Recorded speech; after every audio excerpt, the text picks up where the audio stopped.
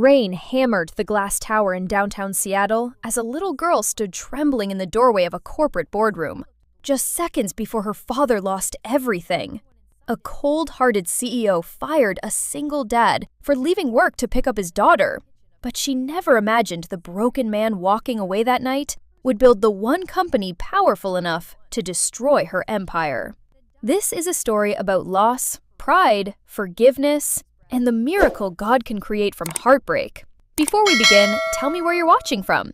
And don't forget to like and subscribe so we can reach 1,000 followers. Rain slid down the glass walls of downtown Seattle while the city disappeared beneath a blanket of cold silver fog. On the 18th floor of Carter & Row headquarters, everything smelled like polished walnut, espresso, and quiet pressure. The conference room overlooked Elliott Bay, but nobody inside seemed interested in the view.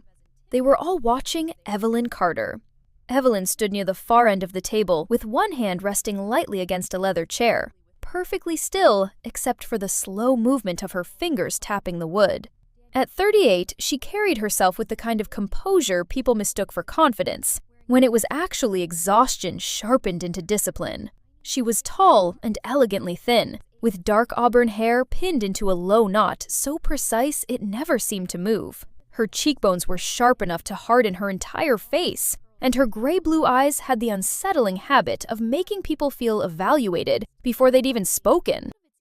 Most employees at Carter & Row feared her. Business magazines admired her.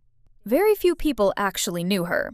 3 years earlier, after her father suffered a stroke and stepped away from the company, Evelyn had inherited a struggling luxury furniture brand drowning in debt and outdated manufacturing systems. She had saved it with brutal efficiency, cutting departments, restructuring factories, firing longtime employees who moved too slowly for her liking. Revenue doubled in 2 years. Investors adored her. But somewhere along the way, Carter & Row stopped feeling like a company that built homes and started feeling like a company that sold expensive photographs of homes. And Evelyn knew it. She simply didn't know how to stop anymore. "We're not here to discuss warehouse complaints," she said coldly, scrolling through quarterly projections on her tablet. "We're here to discuss growth strategy." At the opposite end of the table, Michael Hayes sat quietly with a folder resting against his knee. Michael was 41, broad-shouldered and rough around the edges in a way that looked earned rather than careless. He had dark brown hair threaded with early gray near the temples, and a short beard that never quite lost its rugged unevenness, no matter how often he trimmed it. Years of lifting lumber and machinery had left his hands scarred and permanently rough. Unlike the executives surrounding him in tailored navy suits, Michael looked like someone who actually knew how furniture was made. Because he did. He had spent nearly 9 years inside Carter & Row's production division, beginning as a floor worker before eventually becoming warehouse operations manager. People trusted him because he never raised his voice unnecessarily and never blamed others for problems he could fix himself. After his wife Emma died from leukemia 3 years earlier, something inside him had quieted permanently. The easy laughter disappeared first, then ambition, then most of his social life. The only thing he never neglected was his daughter. Every afternoon at exactly 5 o'clock, Michael left work to pick up 8-year-old Sophie from school. No exceptions. He cleared his throat softly. "With respect, the warehouse complaints are why we're losing customers." A few executives shifted uncomfortably. Evelyn looked up slowly. "Excuse me?" Michael stood, opening the worn leather folder in front of him. "Return rates are up 19% in 6 months. The newer wood suppliers aren't drying material properly before shipment. The veneer layers are thinner.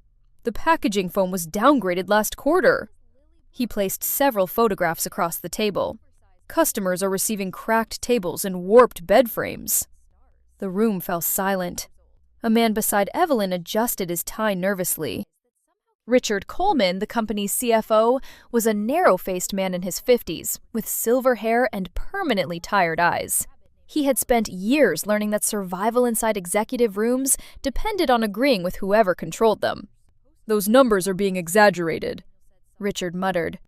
"They aren't," Michael replied calmly. "I checked every return personally." Evelyn crossed her arms. "Luxury buyers expect perfection. Higher returns are normal when standards increase." Michael met her gaze without flinching. This isn't about standards. It's about quality. Something dangerous flickered across Evelyn's face. Outside, thunder rolled faintly over the harbor. Michael continued carefully. Customers don't buy photographs, Miss Carter.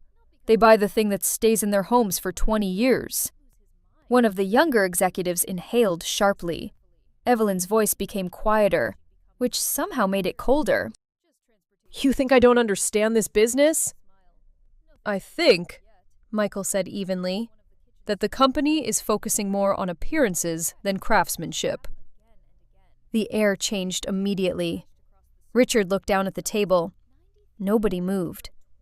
Evelyn walked slowly around the conference table until she stood directly across from Michael. Up close, she smelled faintly of expensive perfume and black coffee. "You've worked here how long?" she asked. 9 years. "In manufacturing," she said. "Not strategy, not branding, not market expansion." "No."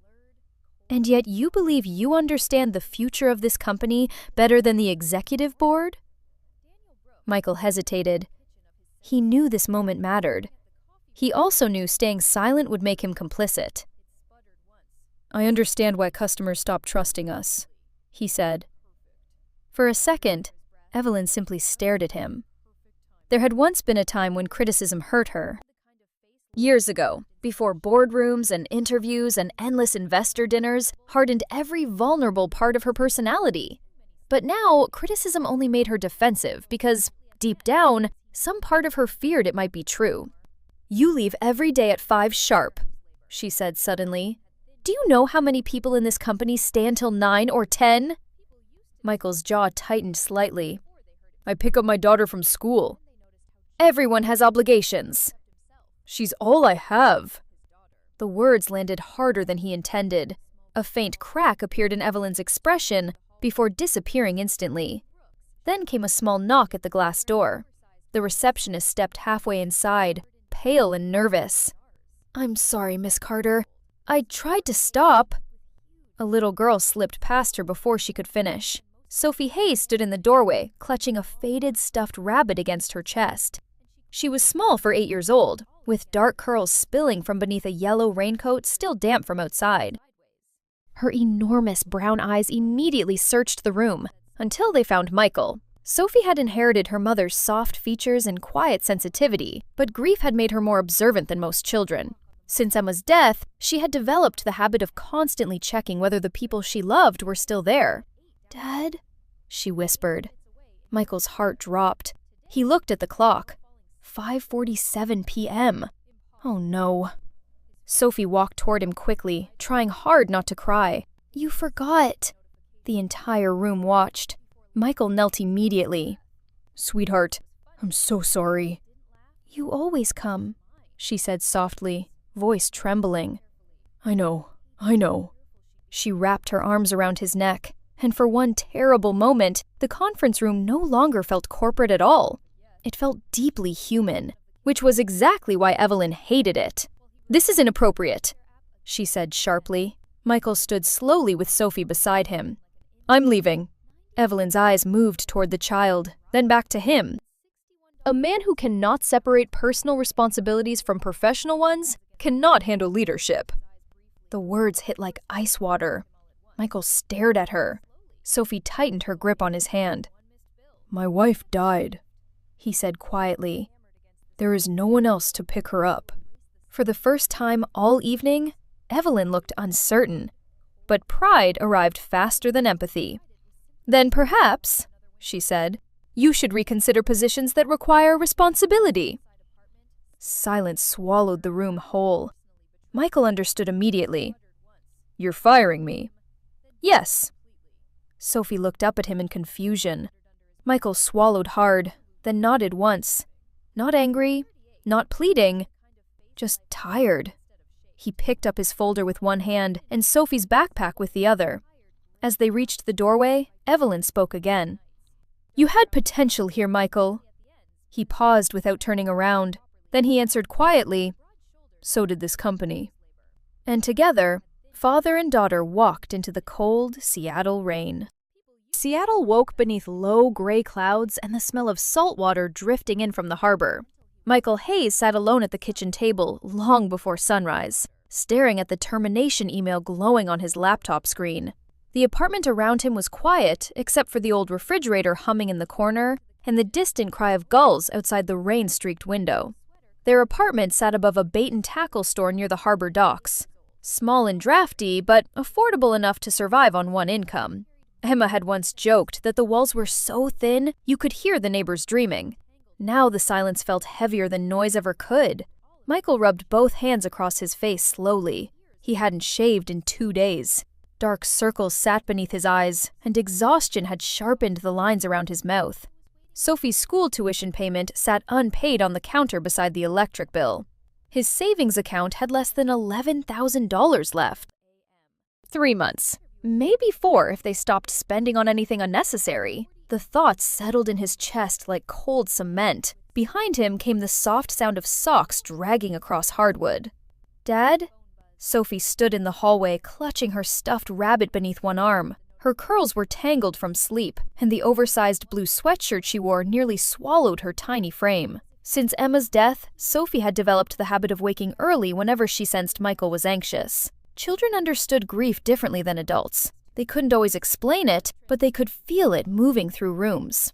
"You're awake early," Michael said gently. "You didn't come to bed." He forced a small smile. "Couldn't sleep." Sophie climbed onto the chair beside him and rested her head against his arm. "Are we poor now?" The question hit harder than the firing itself. Michael looked down at her. "No, sweetheart."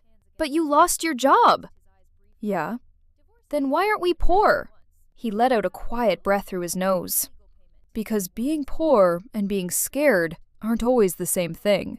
She considered that seriously. Sophie always listened with the same concentration Emma once had. Emma Hayes had been small and soft-spoken. With warm olive skin and chestnut-brown hair she usually tied into messy knots, while working from home as a children's book illustrator. She had possessed the kind of smile that made strangers speak more softly around her.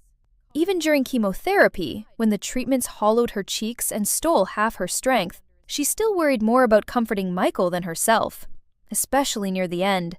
Sometimes Michael still heard her voice so clearly it frightened him. "Do something honest," she had whispered during one sleepless hospital night, while rain tapped against the windows. People remember honest things. At the time, he hadn't understood what she meant. Now he thought maybe he did. Later that afternoon, Michael drove across Seattle in his aging Ford pickup, rainwater snapping beneath the tires as he moved through industrial streets south of downtown. He spent the day interviewing for jobs he already knew wouldn't work. One warehouse supervisor position required mandatory overtime until 9 every night. Another expected weekend travel across Oregon and Idaho. A third manager barely looked up from his phone while explaining that single parents usually struggled with schedule flexibility.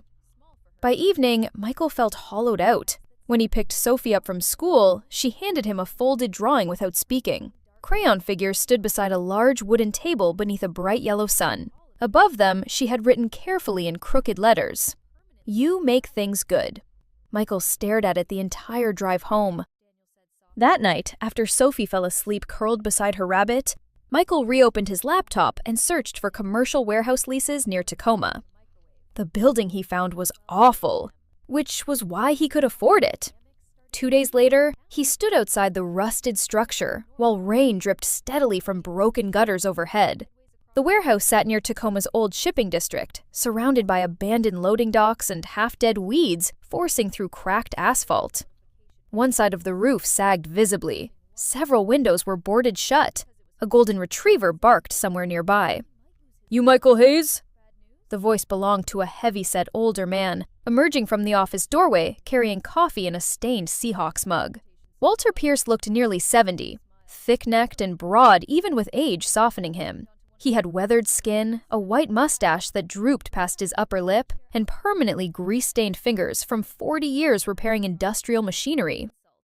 After his son died in a motorcycle accident 15 years earlier, Walter became quieter around people, but strangely kinder towards struggling men trying to rebuild their lives. "That's me," Michael answered. Walter nodded toward the warehouse. Roof leaks, heat barely works, electrical's old enough to vote. Michael almost smiled. How much? Walter studied him carefully before answering. You starting a business or hiding bodies? Furniture shop. Walter looked surprised. In this economy? Michael glanced toward the empty building. I know how to build things. That doesn't mean people buy 'em. No, Michael admitted. But I think they might. Walter stared at him for another long moment before finally fishing keys from his pocket. Inside, the warehouse smelled like sawdust, rust, and old rainwater. And somehow, Michael loved it immediately. He could already imagine workbenches against the walls, lumber stacked near the loading doors. Sophie sitting in the office corner doing homework while machines hummed in the background. Something inside him shifted. Not hope, exactly, but movement. 3 weeks later, North Harbor Woodworks officially existed on paper. The office consisted of a folding table and a coffee maker missing its lid. Michael convinced 2 former Carter & Row workers to join him, despite the uncertainty. The first was Daniel Ruiz, a lean Mexican-American carpenter in his early 30s, with tattooed forearms and careful hands capable of sanding wood smoother than glass. Daniel rarely spoke much while working, but after surviving a rough childhood bouncing between foster homes in Southern California, he trusted craftsmanship more than people. The second was Ben Murphy, a tall, red-haired upholsterer whose cheerful personality disappeared anytime finances came up. Ben's father had lost everything during the 2008 recession, leaving Ben permanently terrified of instability. We're really doing this? Ben asked while staring around the warehouse. Michael nodded once. Yeah. With what money? Michael opened his wallet. $312. Ben blinked slowly. That's aggressively concerning. Daniel laughed under his breath for the first time all day. But they stayed. Not because the warehouse looked promising, not because Michael had investors, because they believed him. Meanwhile, across Seattle, Evelyn Carter sat alone inside her office at Carter & Row long after dark, reviewing another stack of customer complaints. Cracked veneer, warped tables, delayed replacements. 3 luxury hotels had canceled contracts in 48 hours. Richard Coleman stood quietly near her desk. We may need to reconsider the supplier reductions. Evelyn didn't look up. No. Evelyn. I said no. But after Richard left, she remained motionless for a long time, staring at one photograph attached to a complaint report.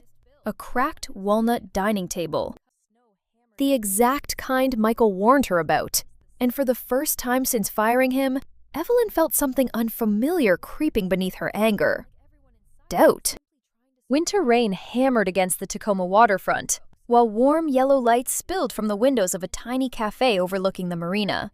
The cafe was called Driftwood Coffee, a narrow coastal place tucked between a bait shop and an antique bookstore near Gig Harbor.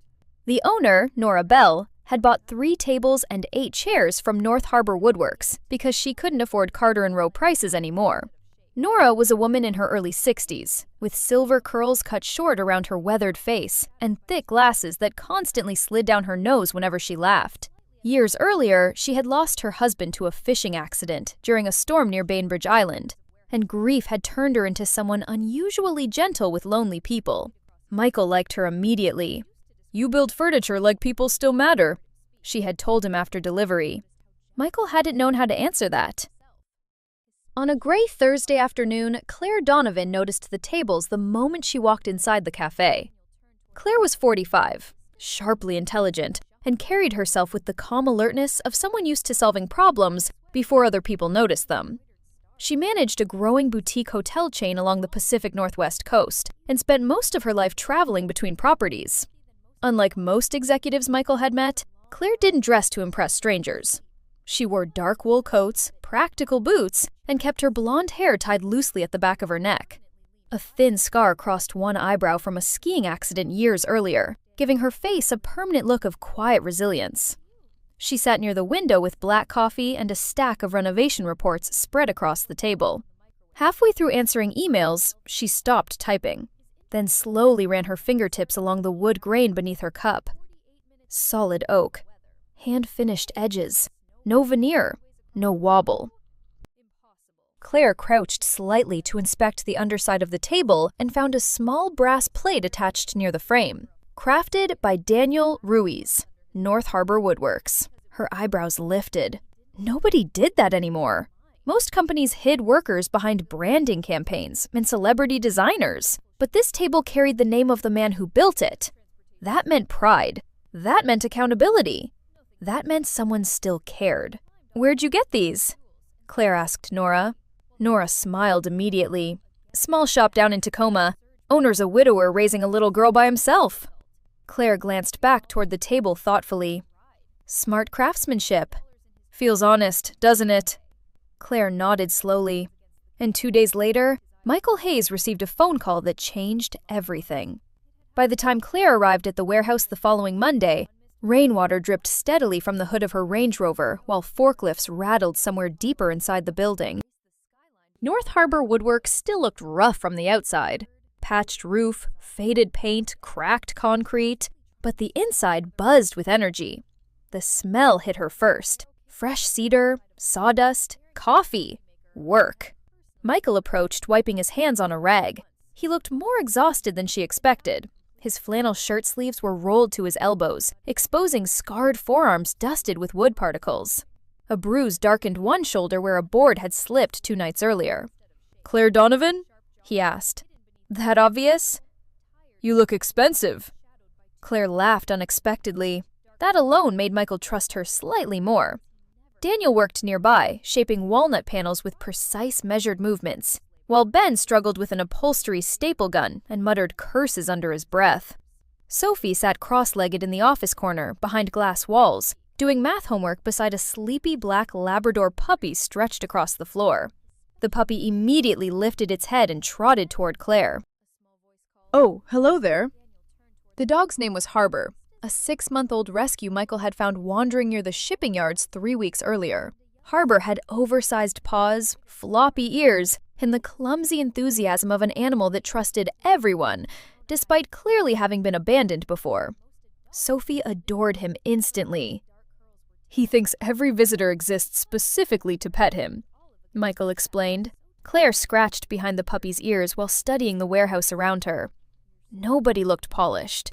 Nobody looked corporate. But every person looked invested.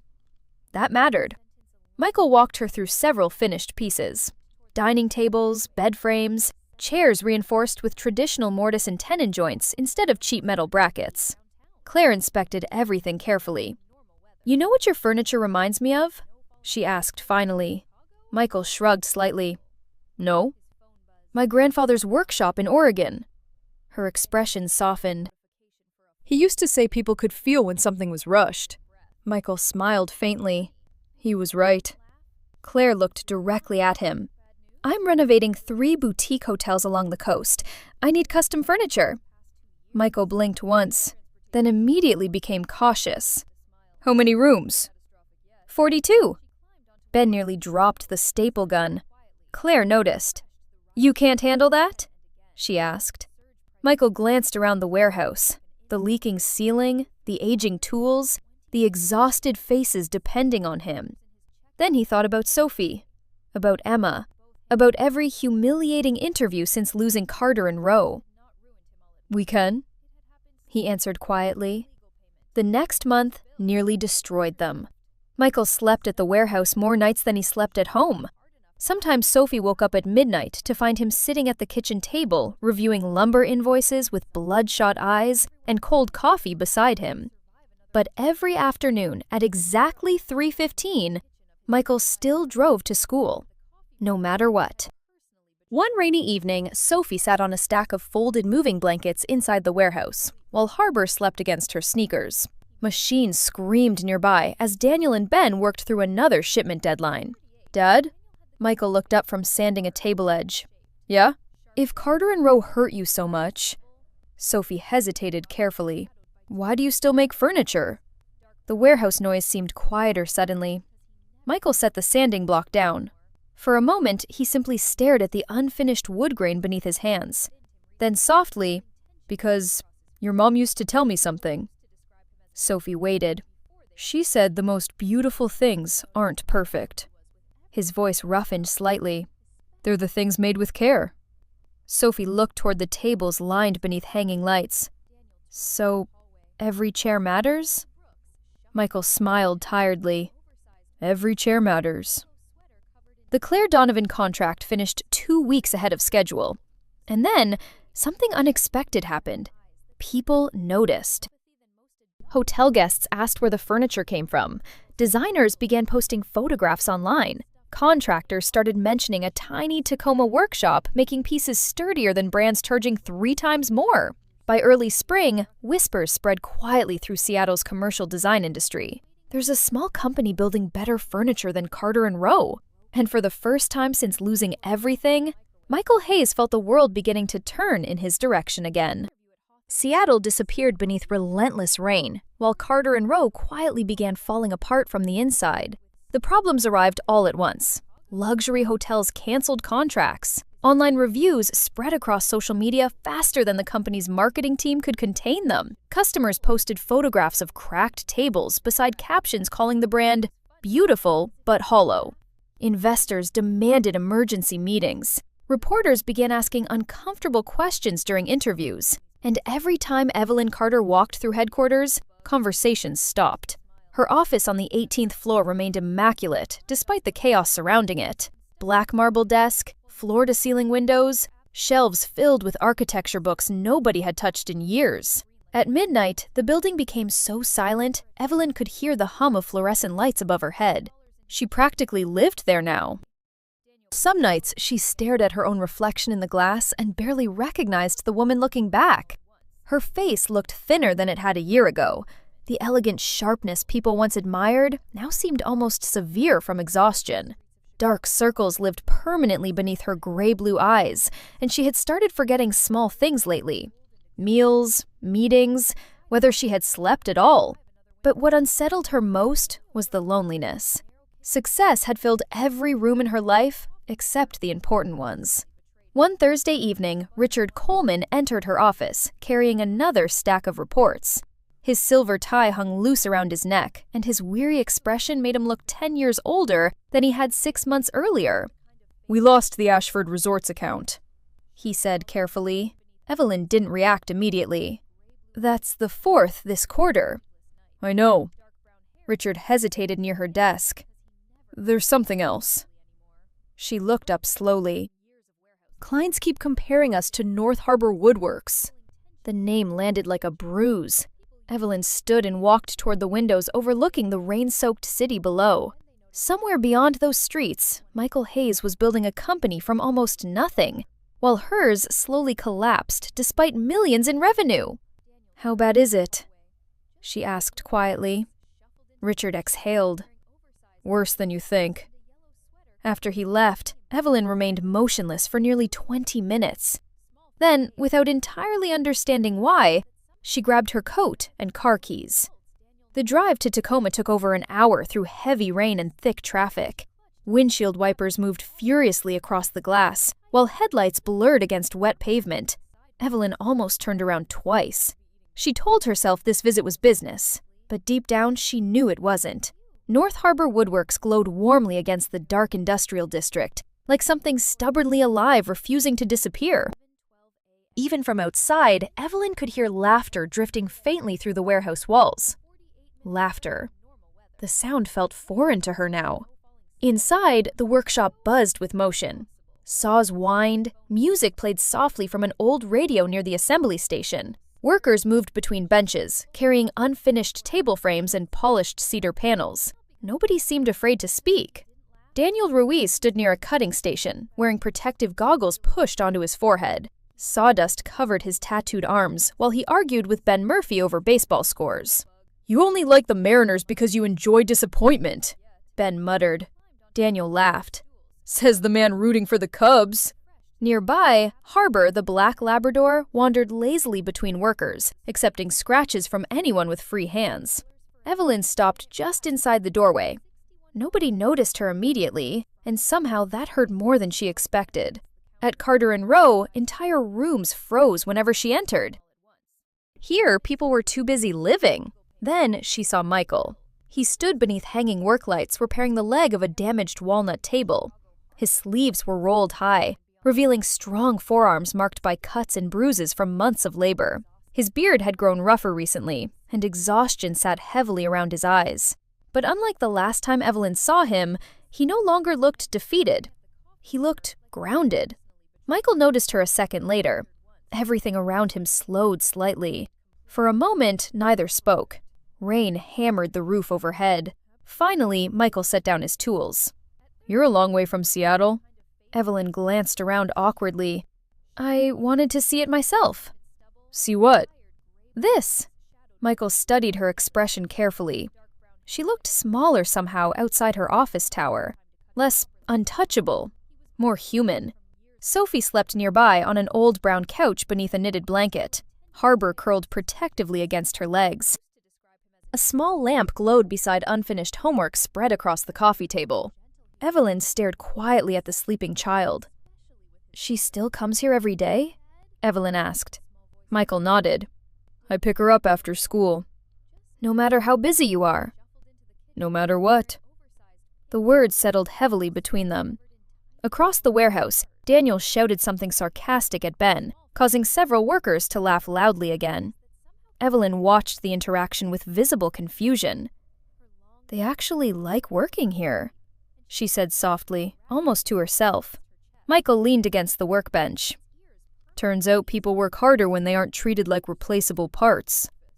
The comment stung because it was true. Evelyn walked slowly through the warehouse, fingertips brushing polished wood surfaces as she passed. She noticed handwritten tags attached beneath furniture pieces. Built by Daniel. Finished by Ben. Inspected by Michael. Individual names. Individual pride. At Carter & Row, products carried branding slogans, not people. "You built something remarkable," Evelyn admitted quietly. Michael gave a tired shrug. "We just build things correctly." "No," she said. "You built a place people care about." He didn't answer, because he knew she wasn't really talking about furniture anymore. For the first time in years, Evelyn felt painfully aware of how empty her own company had become. She had spent so long chasing growth, efficiency, market dominance, things investors applauded, that she forgot companies were made from human beings before profit margins. And somewhere along the way, she had forgotten how to be human too. "I don't know how to live outside of work," she confessed suddenly.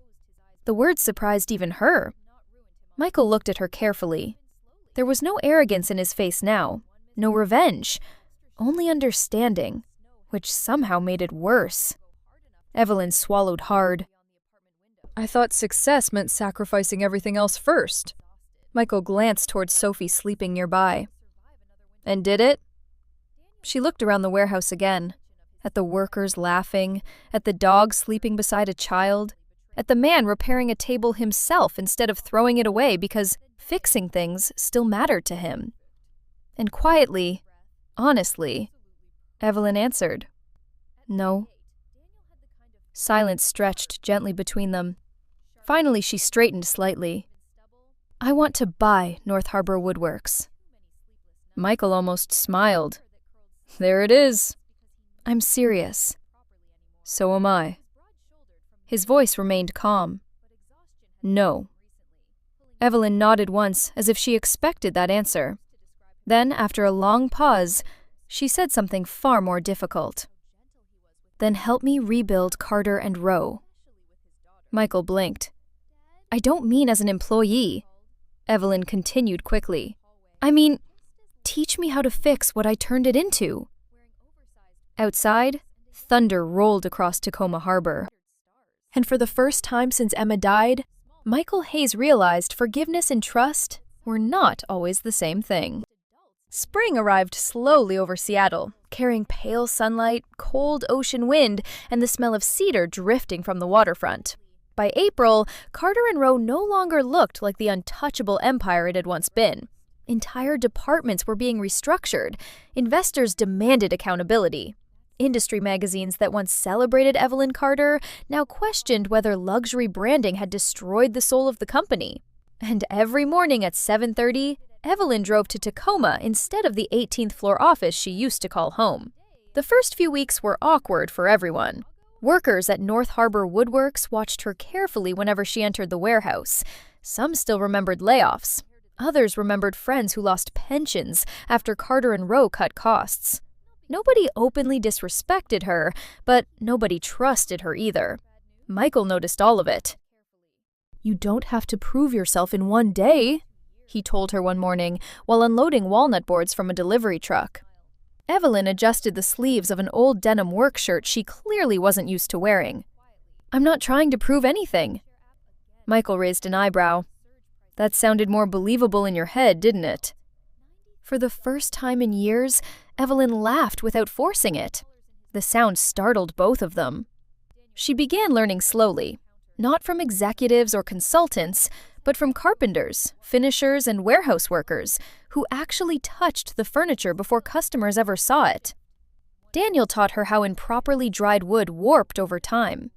Ben explained why cheap upholstery foam collapsed within a year. Walter showed her the old industrial machines like they were sacred objects. And Evelyn listened. Really listened. One afternoon, she stayed nearly 3 hours sanding table edges beside Daniel Ruiz, while Harbor slept under the workbench. Sawdust covered her black jeans and clung to loose strands of auburn hair falling around her face. "You missed a spot," Daniel said casually. Evelyn frowned. "Where?" Daniel pointed silently. She stared at the uneven edge and sighed.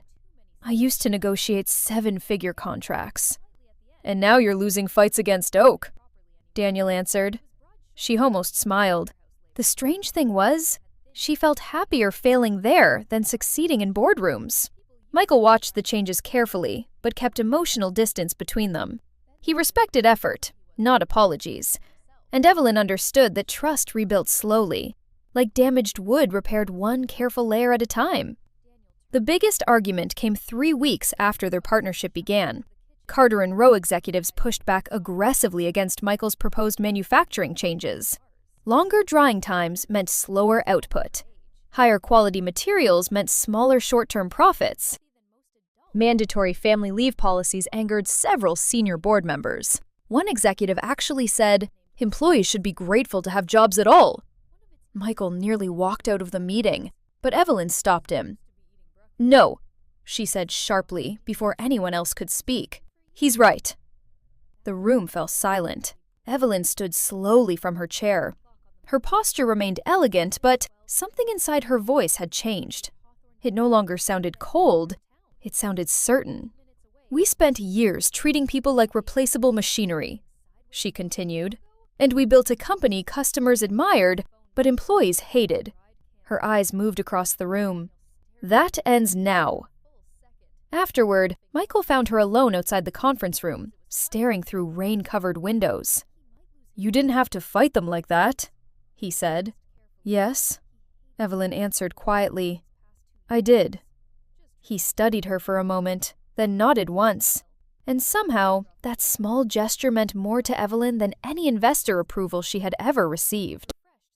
Meanwhile, Sophie slowly stopped being afraid of her. At first, the little girl barely spoke whenever Evelyn visited the warehouse. Sophie remembered the woman who fired her father. Children forgave slower than adults sometimes. But Evelyn kept showing up. She brought Harbor expensive dog treats the puppy immediately buried beneath Michael's workbench. She helped Sophie paint small wooden birdhouses on weekends. Once, during a thunderstorm, she sat beside Sophie in the office while the girl practiced piano scales on a tiny electric keyboard connected to headphones. "You play too fast when you're nervous," Evelyn said gently. Sophie looked suspiciously toward her. "How do you know? I used to play piano." "Were you good?" Evelyn thought for a moment. "I was lonely." The honesty surprised both of them. Over time, Sophie began asking questions. "Why don't you have kids?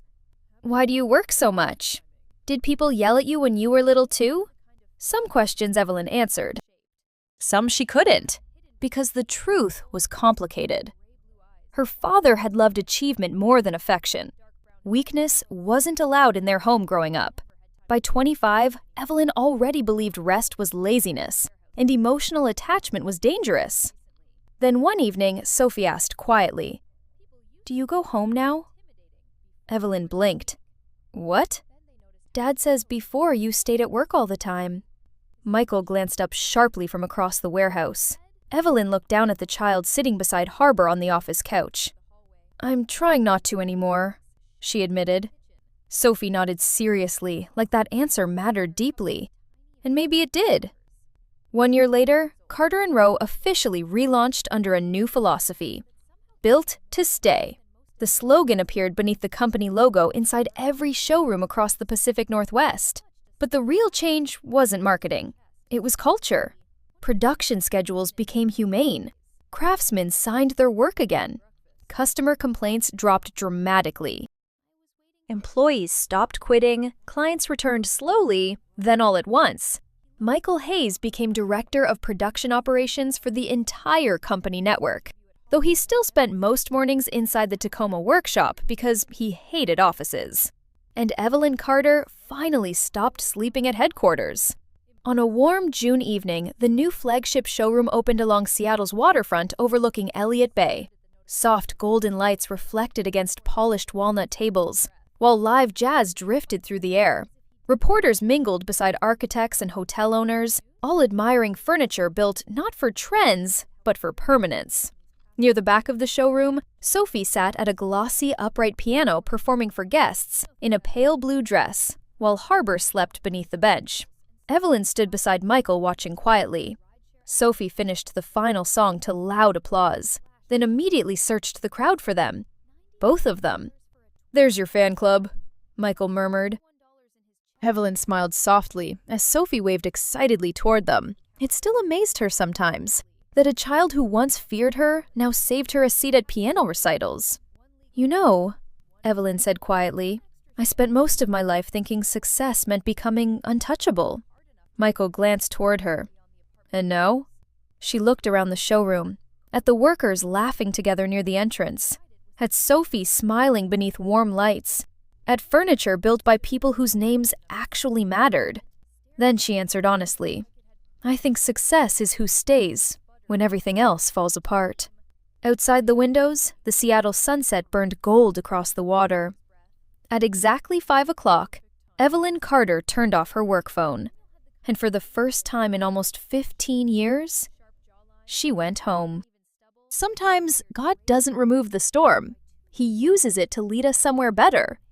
Michael lost his job, but found a purpose, a family, and a life worth living.